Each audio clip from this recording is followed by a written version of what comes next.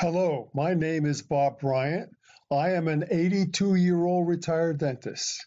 I will tell you about my 4 visits to presentations by Rutgers Climate Change Institute professors, 2 of which have testified before congressional committees. I have experienced 5 climate changes during my life, some which affected me significantly so that I never forgot them. Climate change is a deliberate misnomer. Everyone knows there is climate change. What more aptly describes the theory is what the proponents called their theory until about 5 years ago. That is, the global warming theory. At that time, there had been no global warming for 5 years, and that embarrassment prompted them to ask their friends in the liberal media and at the Weather Channel to stop referring to the theory as global warming and use the term climate change instead. There's bad news affecting your prosperity if the climate change people get their way. The climate change theory is the greatest hoax ever perpetrated on Americans and the world. The climate change proponents at Rutgers and universities throughout the country receive government grants, speaking fees, and trips around the country and the world, paid for by the students and taxpayers. The government has spent hundreds of billions of dollars on climate change. They want to spend trillions. We are faced with an incredible dilemma in which the government is willing to impoverish its citizens based on the false theory of climate change. In the Mesozoic era, when animals thrived on Earth, carbon dioxide, shown in purple here, was 7.5 times greater than it was today, right here. The temperatures were approximately twice as great. I've tried to illustrate this by drawing this line through here from today back to there. You can see it's almost twice as much. A theory is a speculation or guess. If predictions of the theory turn out to be wrong, and the observations show the theory to be wrong, then the theory is usually discarded. The climate warmist theory has not been discarded because Gore has politicized the theory. Theories have premises upon which they are based. The 2 global warming premises are that man-made carbon dioxide is the major cause of climate change, and that it is now warmer than it has been in about 1,000 years. The top charts are conflicting IPCC charts. The Intergovernmental Panel on Climate Change, or IPCC, is a part of the United Nations. The 1990 chart over here shows a medieval warm period and a little ice age. The medieval warm period is substantiated by archaeological evidence that proved the Vikings under Eric the Red built stone buildings and raised domestic animals and raised crops in Greenland. Recent evidence of the medieval warm period has been found in South America and China. The 2001 chart was developed by Michael Mann, an unknown recent doctorate graduate in 1998. Michael Mann said the Earth is hotter now than it has been in 1,000 years, ignoring the medieval warm period and the little ice age. In the lower chart on the left, I have drawn a line to show how much warmer it was then than now. In the lower right-hand chart, I have drawn the median through this jumble of up and down lines and included Michael Mann's upper projection to demonstrate why it is called the hockey stick graph. This slide shows that the Little Ice Age existed. In the painting The Great Frost, drawn in 1683, Londoners are walking on the frozen Thames River. This chart shows the lack of sunspots during the Little Ice Age, when the sun went silent. It's called the Maunder minimum. Sunspots are huge eruptions on the sun's surface, casting out heat in all directions, including the Earth.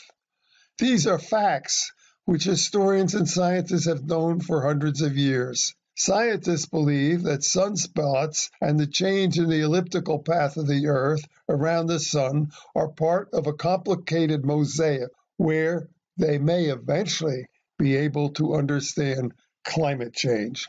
This chart is from the United States Department of Energy, showing the history of energy consumption in the United States. Imagine what it would be like if we did not have these fossil fuels as sources of energy.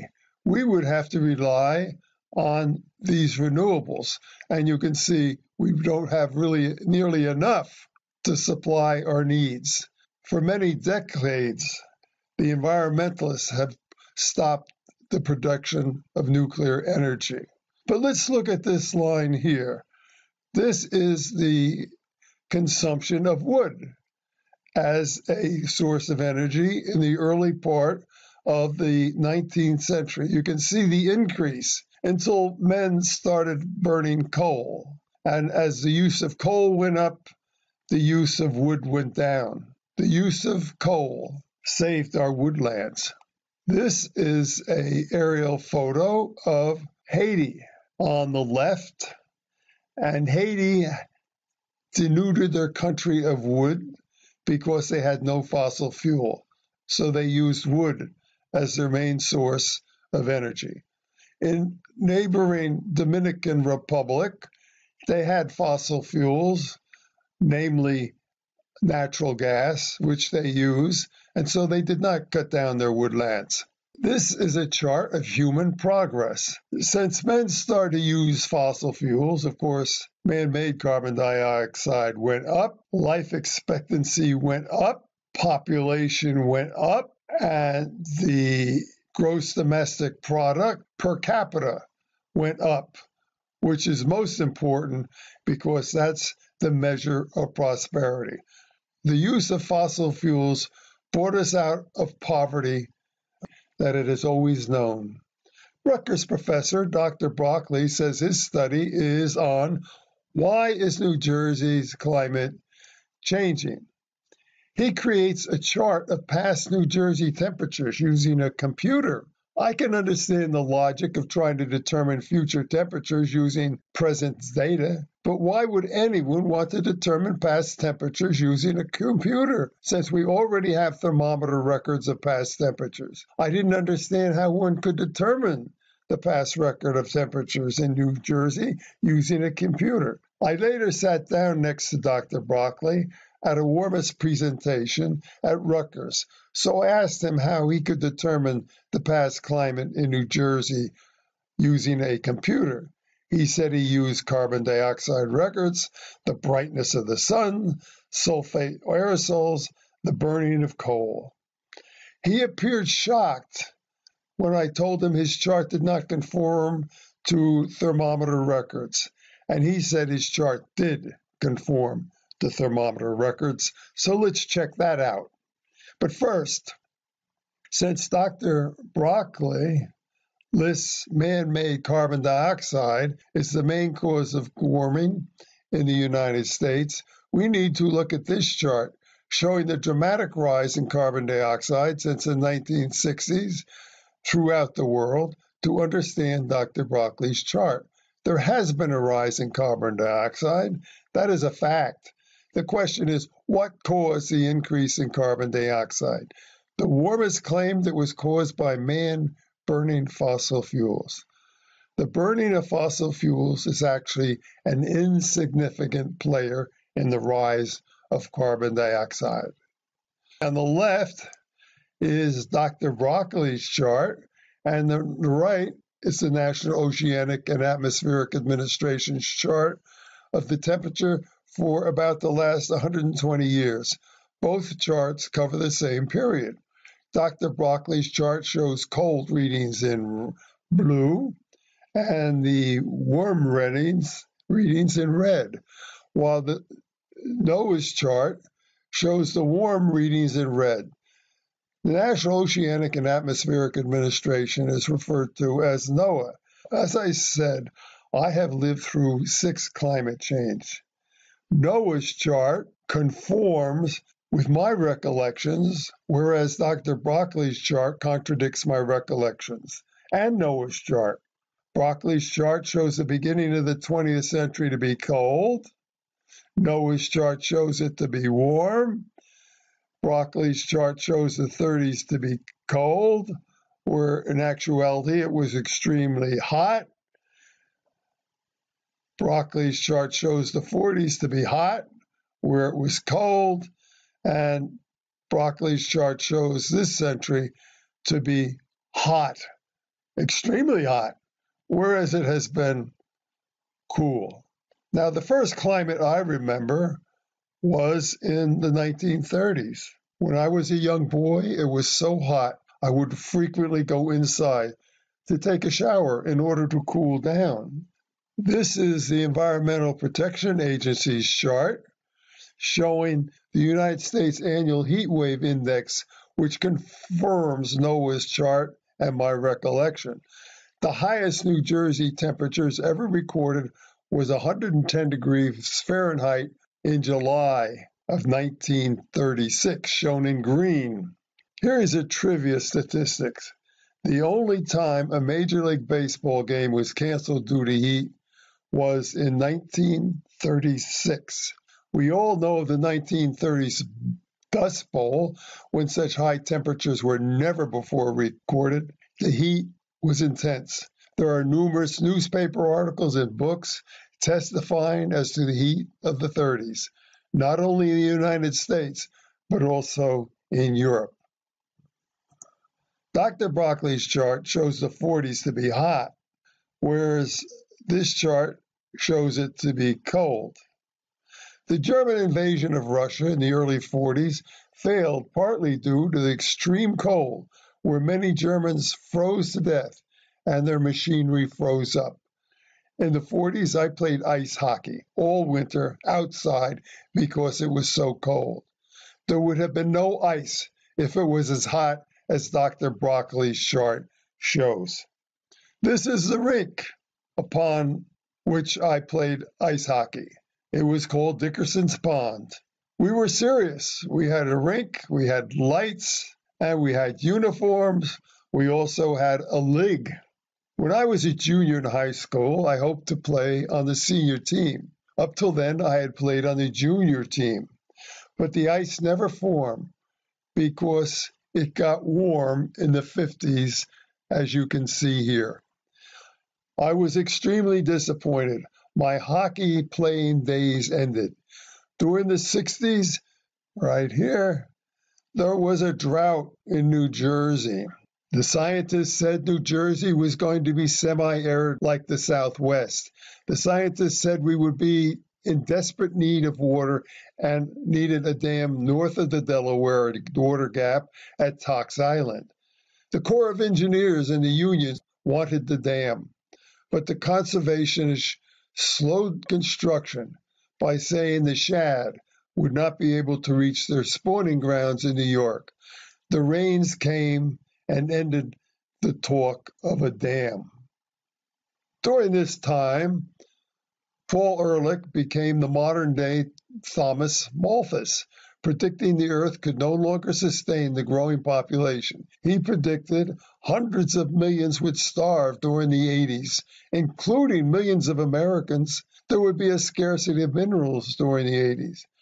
2,000 people in New York and Los Angeles would die from smog. He would bet that Britain would cease to exist as a nation by the year 2000. He was wrong on all counts. Paul Ehrlich had a friend, John Holdren, and they predicted a new ice age during the 70s when it was cold. And they blamed man's burning of fossil fuels. They said the soot from the burning of fuels would block out the rays of the sun, and man was also burning woods and creating aerosols. America was the biggest villain, since we burned the most fossil fuels.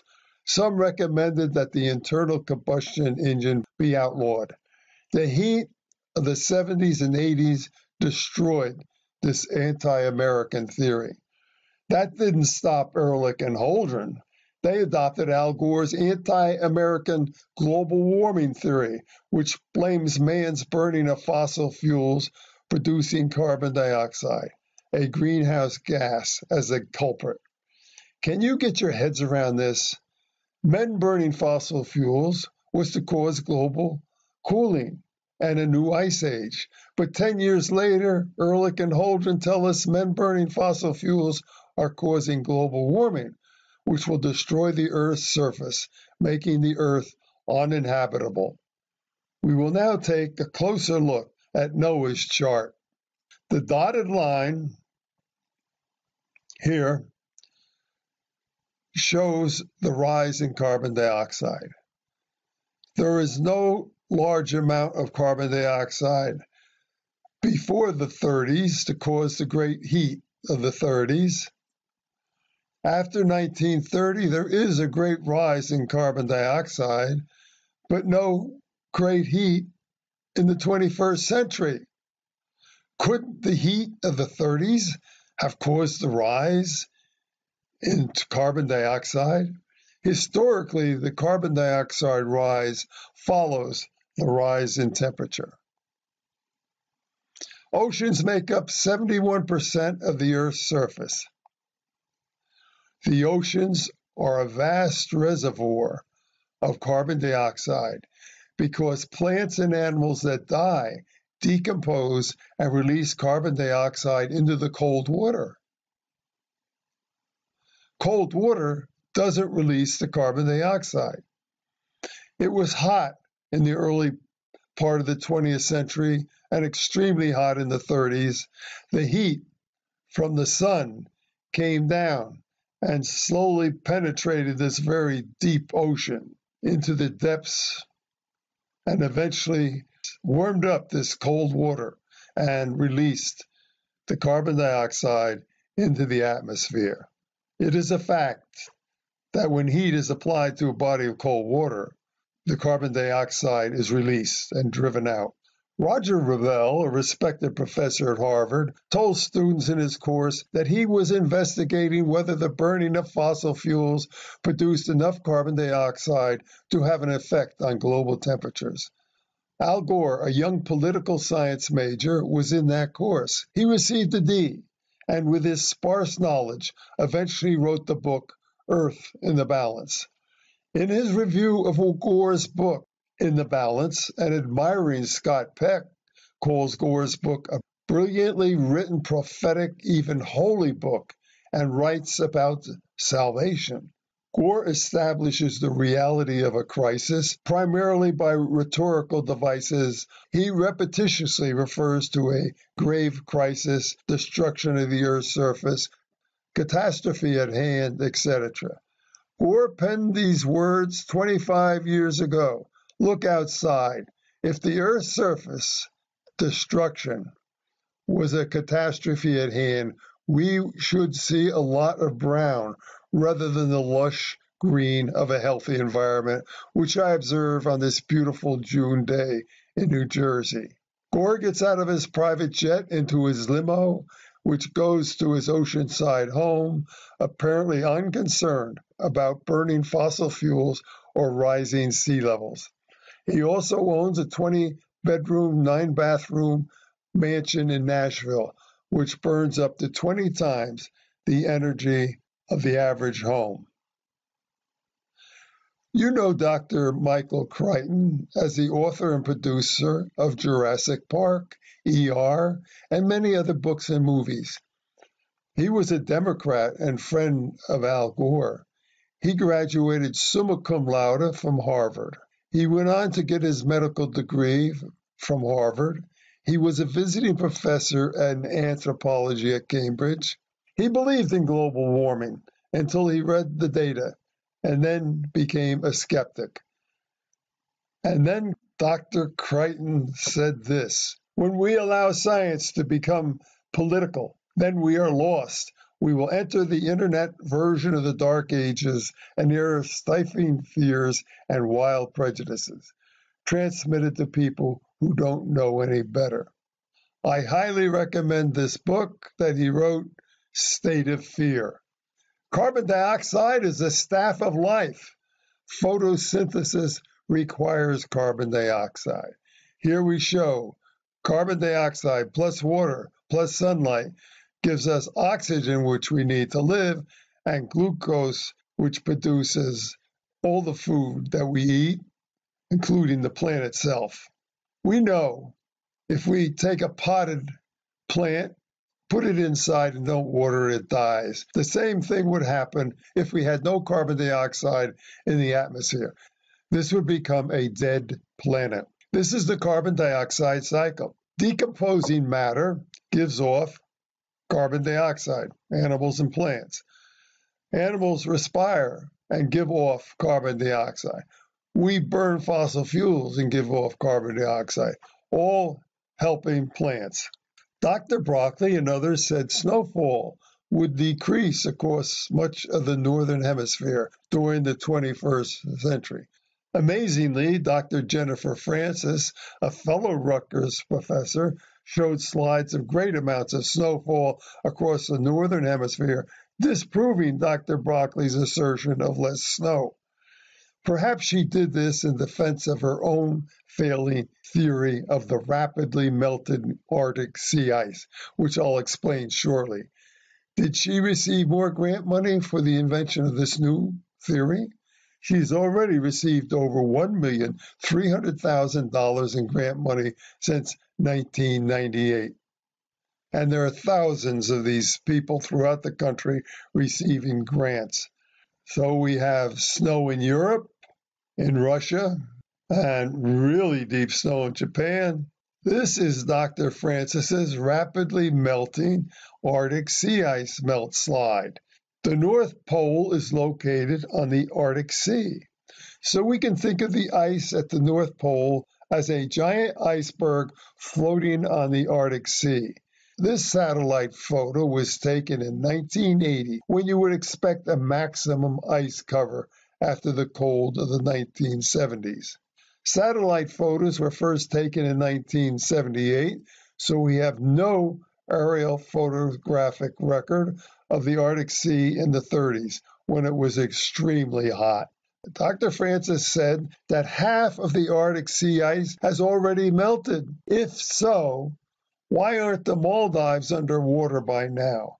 Why aren't the reporters reporting alarming news of a great rise in sea level in Florida, as Al Gore predicted 25 years ago?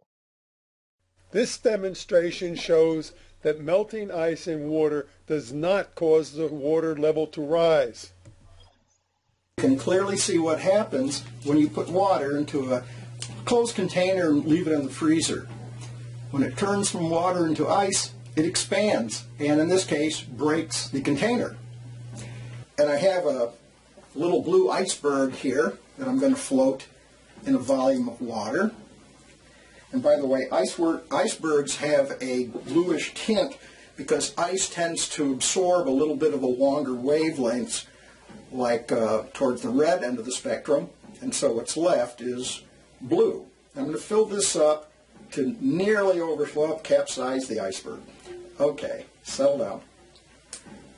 I'm going to fill this up to nearly overflowing. And what might be surprising to some of you is that as the ice melts, the volume does not increase of the ice-water combination, and so none of the water will spill out.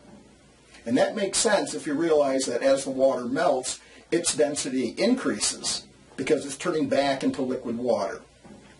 And so it all makes nice mathematical and physical sense. So we'll just let it sit there for a while, and we can watch it on the clock.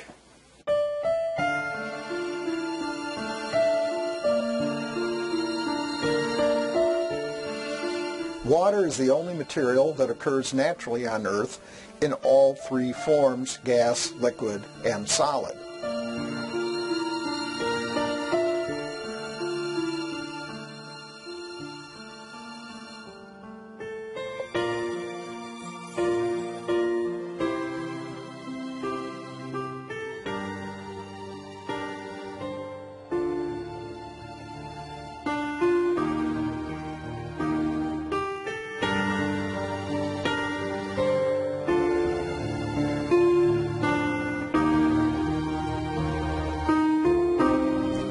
Okay, so here the ice is gone and we've got no spillage whatsoever.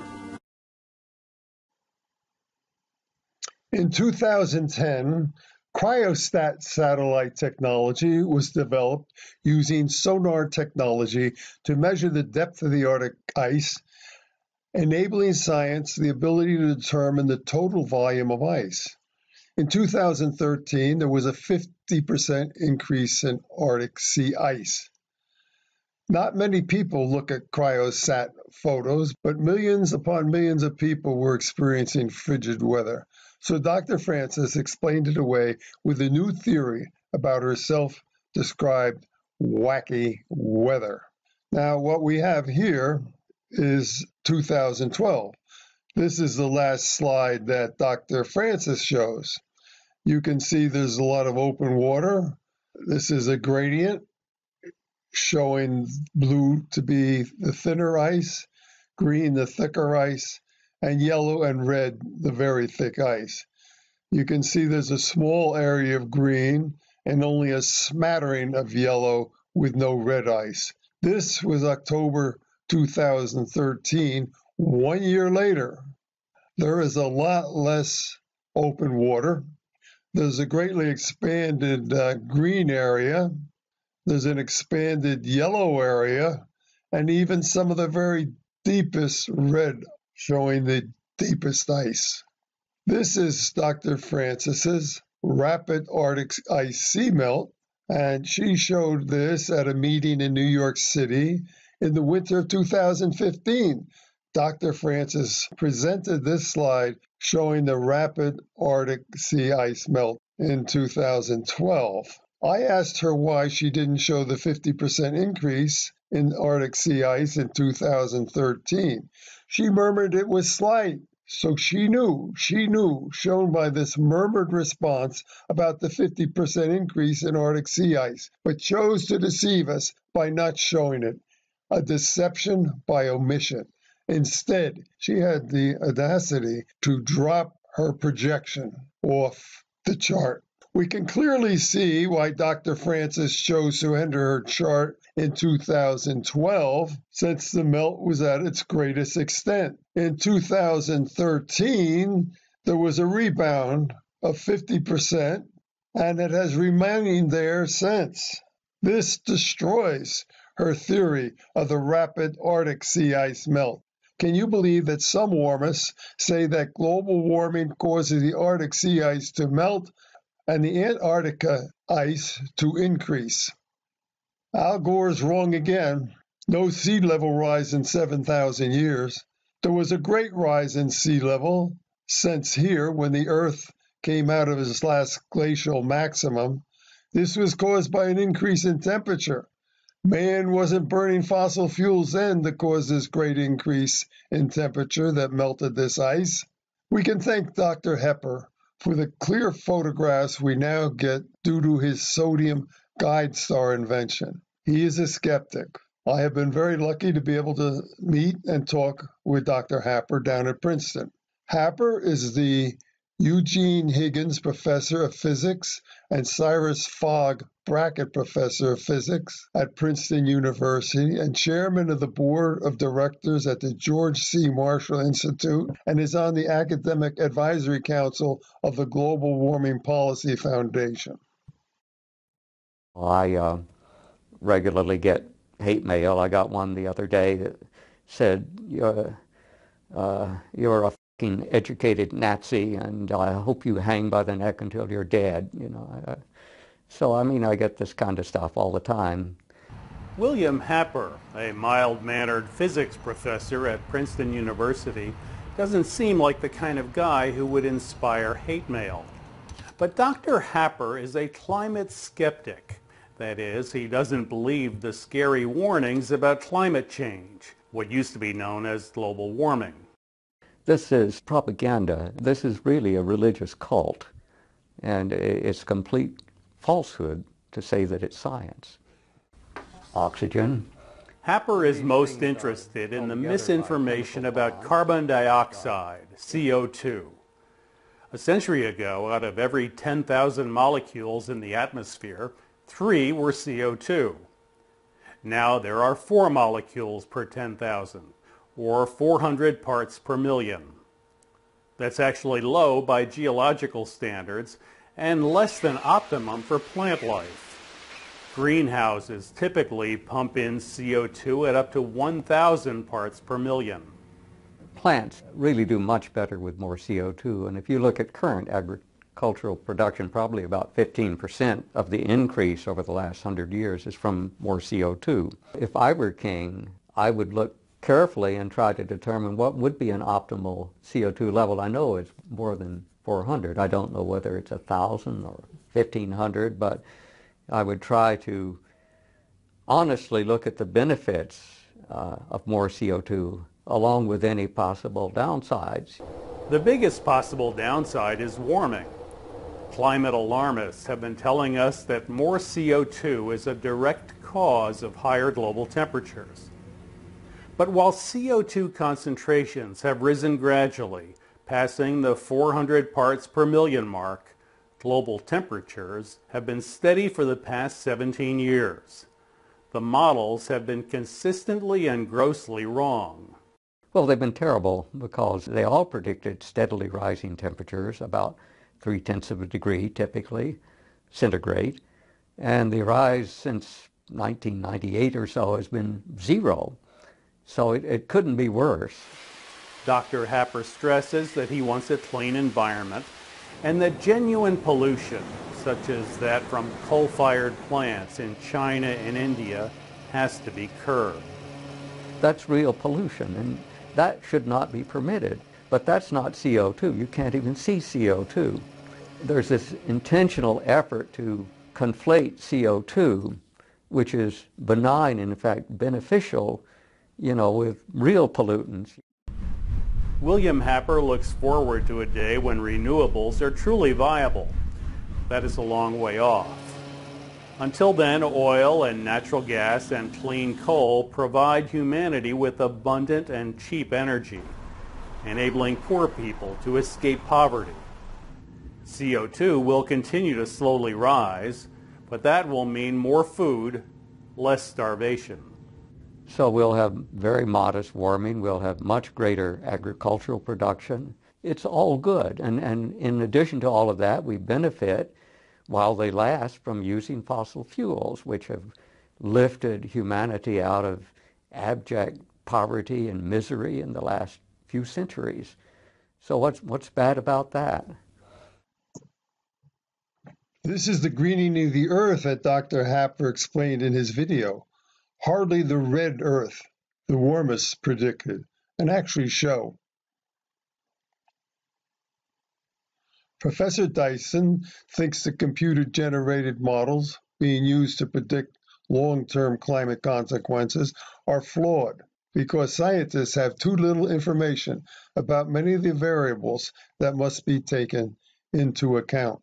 Dr. Fred Singer, Professor Emeritus at the University of Virginia, calls carbon dioxide an insignificant greenhouse gas.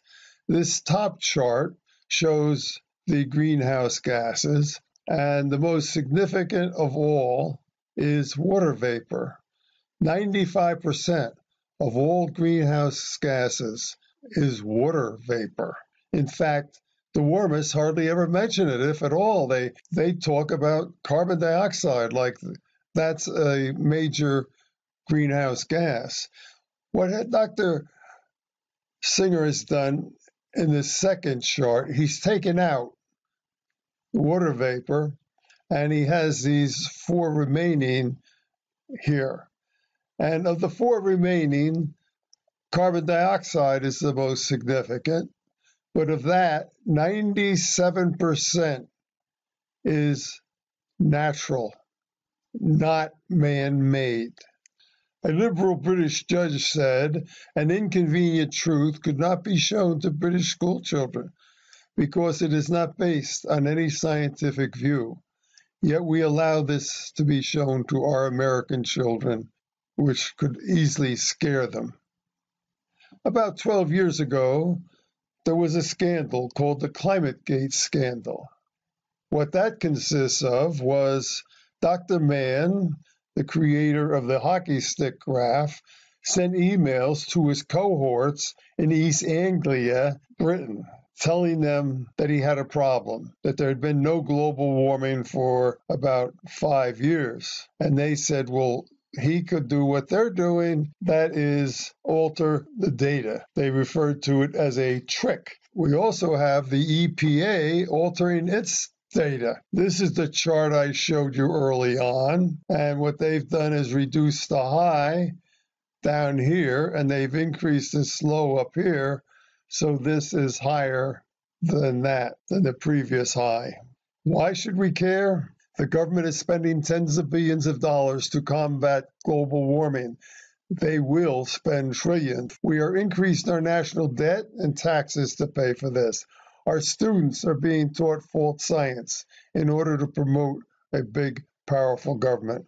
Our professors are being corrupted in order to get government grants, speaking fees, and career advancement. With restrictions placed on fossil fuels, our food bills, our fuel bills, and our electricity bills will increase. I witnessed World Bank representative Stefan Halligate's presentation at Rutgers in April of 2015. Mr. Halligate is with the World Bank in France. He told us that impoverished children around the world were at a greater risk from climate change, and he appealed to our pity, showing pathetic slides of huddled slum children. He then made a pitch for a carbon tax, saying it would be very small and people wouldn't notice it. So I went home and found this video on my computer. Estimates that the gap between what we invest today and what we should invest to do that is between 1 and 1.5 trillion dollars per year. After seeing that video, I checked into the UN, and these are excerpts from UN President Jim Yong Kim's speech. They're going to transform the way we live for generations. He says climate change is a fundamental threat to development in our lifetime. Manage our economies to achieve zero net emissions before the year 2000. They want a binding language so the nations can't get out of it, and individual country contributions. That means the United States would give more because we're the greatest culprits, according to them. The goal of the Paris Agreement is economic transformation. Here's the President Kim. He's sitting next to IMF chief Christine Lagarde. And she said, this is the right time for a carbon tax. And she wants to strengthen global economic governance. Banker David Rockefeller is the grandson of John D. Rockefeller, founder of the Standard Oil monopoly, which was broken up by trustbuster President Theodore Roosevelt. Realizing he couldn't control of the banks in the United States by himself, John D. Rockefeller teamed up with J.P. Morgan and others to form a cartel to control the banking industry. And his grandson has said this in his memoirs. Some even believe we are part of a secret cabal working against the best interests of the United States. One world, if you will. That's the charge. I stand guilty, and I am proud of it. David Rockefeller was behind getting Maurice Strong appointed to control the IPCC. And this is what Maurice Strong said. Isn't the only hope for the planet that the industrialized nations collapse? Isn't it our responsibility to bring that about? Now, this man was a socialist from Canada, and he retired to China with his wife. Now, John Holdren is President Obama's science advisor, and he co-authored the book Ecoscience with Paul and Ann Ehrlich. In that book, they said forced abortions and mass sterilization might be used. Undesirables by law needed to exercise reproductive responsibilities. He said a transnational planetary regime, in other words, world government, should assume control of the global economy and also dictate the most intimate details of Americans' lives using an armed international police force. Of a cap and trade system, electricity rates would necessarily skyrocket. Even regardless of what I say about whether coal is good or bad, because I'm capping greenhouse gases, coal power plants, natural gas, you name it, whatever the plants were, whatever the industry was, they would have to retrofit their operations. That will cost money. They will pass that money on to consumers. Presidents Herbert Walker Bush, President Bill Clinton, and President George W. Bush all refused to sign an agreement for the United States to curb the burning of fossil fuels. President Obama is eager to sign the agreement over the objections of the Senate, despite the Senate's constitutional power to ratify or deny treaties. Remember that Albert Einstein said it took only one person to present one fact to prove his theory of general relativity to be wrong, and his theory would be discredited. Man-made carbon dioxide is the main driver of global warming. False. Warming increases follows increases in carbon dioxide. False. The hockey stick graph is true historically. False. We can predict the climate 100 years from 1990. False. Couldn't even predict it for the next 20 years. Man-made carbon dioxide is a threat to the planet. False. When a theory's premises and their predictions are shown to be wrong, a theory is usually discarded. The reason the global warming theory has failed to be discarded are threefold. Al Gore politicized global warming with his movie An Inconvenient Truth. The government is giving billions of dollars annually to university professors to study the effects of global warming. The false narrative that 97% of scientists believe the global warming theory. A recent Purdue University poll showed that 53% believe in the global warming theory, 47% do not. Well, forget ISIS. No, according to Hillary Clinton, climate change is our biggest threat. This is the most consequential, urgent, sweeping collection of challenges we face. Sea levels are rising, ice caps are melting, storms, droughts, and wildfires are wreaking havoc. Warmists say man burning fossil fuels caused a small drought here during the modern era. Man wasn't burning fossil fuels 800 years ago during the medieval warm period and couldn't have caused this tremendous drought that forced the Indians from their cliff dwellings. As I said before, sea level is flat for 7,000 years. Photo evidence that the sea level has not increased at the Maldives since 1950. There it is, and this is today. Tornadoes aren't increasing. Tropical storms aren't increasing. No global warming for 18 and a half years. This is a speech by John F. Kennedy to the Canadian Parliament in 1961. Great parliamentarian Edinburgh said, "The only thing necessary for the triumph of evil is for good men to do nothing." And that, in essence, is why I'm here today.